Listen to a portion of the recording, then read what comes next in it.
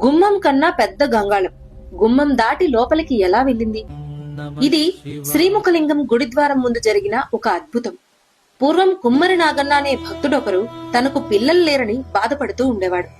ఒకరోజు తనకు పిల్లలు పుడితే గంగాళం నిండా పాలు తీసుకొచ్చి అభిషేకం చేస్తాను అని మొక్కుకున్నాడు.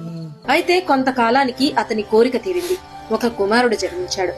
అప్పుడు నాగన్న గంగాళంతో తనకు సంతానం కలిగిన ఆనందంలో స్వామికి పాలు సమర్పించడానికి గుడికి వచ్చాడు. కాని ఆ పాత్ర గుడి ముఖద్వారం కంటే పెద్దది కావడంతో చుట్టూ ఉన్న భక్తులతో కలిసి ఎంత ప్రయత్నించినా దాన్ని లోపలికి తీసుకెళ్లలేకపోయారు.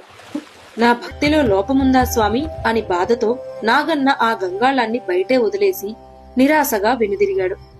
అయితే తెల్లారేసరికి ఒక మహా అద్భుతం జరిగింది. ఒక మనిషి ఎత్తలేని బరువు, గుమ్మం పట్టలేనంత పెద్ద గంగాళమది. తలుపులు తీయలేదు, గోడలు పగలగొట్టలేదు. అయినా అంత పెద్ద గంగాళం గర్భగుడిలో శివలింగం వెనుక ప్రత్యక్షమైంది. ఎవరు తీసుకెళ్లారో, ఎలా వెళ్ళిందో ఇప్పటికీ మిస్టరీగానే ఉంది.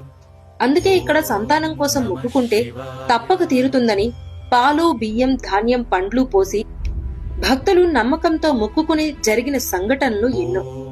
మీరు శివయ్య భక్తులైతే ఓం నమ శివాయ అని కామెంట్ చేయండి. ఇదే మన శ్రీకాకుళం శ్రీముఖలింగం మహత్యం. ఓం నమ శివాయ.